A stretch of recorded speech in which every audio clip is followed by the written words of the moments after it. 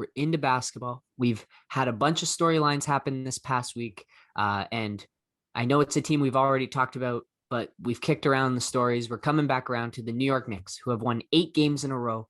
They are a hard-nosed team. Top teams in the Eastern Conference do not want to play these guys in a playoff series because even if you beat them, they are going to make it difficult. And it feels like kind of like the Raptors team of last year, where those Boston Celtics, by far the more talented team, but the Raptors just threw the kitchen sink at them, made their lives really, really unpleasant. And you have some bruises going in that next playoff series. And so that's what I feel like this Knicks team is built on. Hopefully MSG opens up in time for the playoffs because that place will be rocking. They love blue blood teams like this.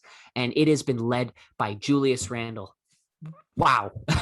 What a leap this guy has taken because he was the turnover prone bowling ball guy who just threw up like really poor efficiency, a lot of turnovers, but he did put up kind of like meaningless stats. And that has completely changed the season.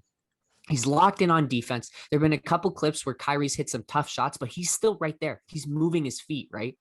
For such a large guy, he moves really well. And offensively, he's shooting 40%, really, really impressive shooting numbers, has done some great isolation work too. Like his face-up game has really improved this year, and he's just making better passes, less turnovers.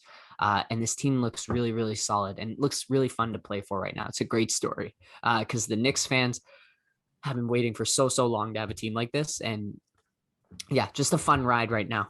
And shout out to a Canadian RJ, who's been shooting well as of late and is a guy who come playoff time, his game is suited a little bit more for that physicality because he's a guy who can get his shot in a number of different ways. It feels like the entire Eastern Conference right now, though, is the one with the momentum, like the Knicks leading the way, but I think the Heat have won 3 straight, the Wizards 6, and our Raps not doing too bad. Yeah. I think it's because they're all playing each other right now. Okay. Like some of those Eastern teams are playing other Eastern teams that are bad and just beating up on them. Like the Cavs, the Magic, the Pistons. I guess you could, I don't know, like the Pacers. A bunch of those teams have lost a lot recently. So you could say it's a bit of a schedule thing, but yeah, maybe the East is having a bit of a glow up. I just think they're still nowhere near the depth of the Western Conference. It's those top 3 teams in the East. But you do bring up a great point. The Washington Wizards now have won 6 in a row and have seemingly clawed their way out of the depths of the Eastern Conference, now holding the 10 seed. I thought it was going to be Chicago's to lose, and obviously has been. They've lost it now. The Raptors, they still have a pretty tough schedule the next couple of weeks coming up against some like top teams in the Western Conference. So my expectations are still a little bit tapered because these are the games that the Raps should be winning, and they have, which is excellent. But like it was the Bulls' spot to lose, and the Wizards have come out of nowhere and clawed their way into that spot, and it's been really fun to see. And this was the pitch that you were making when you're coming up with a play-in tournament, is that teams like this who have just had a terrible season, they still have enough talent that they can make their way into that 10 seed, and then it makes things exciting. And so Bradley Beal, excellent, of course. Russell Westbrook's really turned it up. And it seems like this is the player he's sort of becoming now, is he's going to have like one really great month every year, and the rest of it's going to be meh. But like he's putting up so many triple doubles. He now leads the league in clutch field goal percentage, which is like shocking. But he's been playing really well, and this Wizards team's starting to click. And they're winning the games they're supposed to. A lot of games against the weaker Eastern Conference teams, but hey, you got to win those games, and they've moved up. Really impressive. And it's going to now be a 3-horse race for that 10 seed, which in the grand scheme of things, your average NBA fan is not going to care at all. But if you're a team like us, like the Raptors, who's involved with it, it's exciting and it's going to get fans into it. And so really going to be interesting to see how it plays out the rest of the season. Yeah, it's going to be interesting to see what the nationwide attention is like on those play-in games and how exciting, how much hype they are, like the games themselves generate. Yeah, I think the West is going to be unreal with Ja, Luka. Well, it might be Dame. The Mavericks are closing in on the Trailblazers, and then you've got Steph and probably not Zion at this point. The Pelicans have really fallen out, but it'll be the Spurs, and They draw a decent crowd. All right. Speaking Western Conference, the Los Angeles Clippers are 10-1 since the trade deadline when they acquired Rajon Rondo. I don't know if that's the Rondo effect, but it is something to behold. And I criticized the trade at the time. And I think what I said was this trade works out for the Clippers if Rondo can give them 2020 Rondo with those Lakers, because that Rondo is playoff Rondo, right? It's playoff Rondo. That is what you are trading for if you're the Clippers, and that might just be the magic that gets them to where everyone expected them to be last year, right? You've still got Paul George and Kawhi Leonard, two of the top 5 wings in the league. I'm talking wings.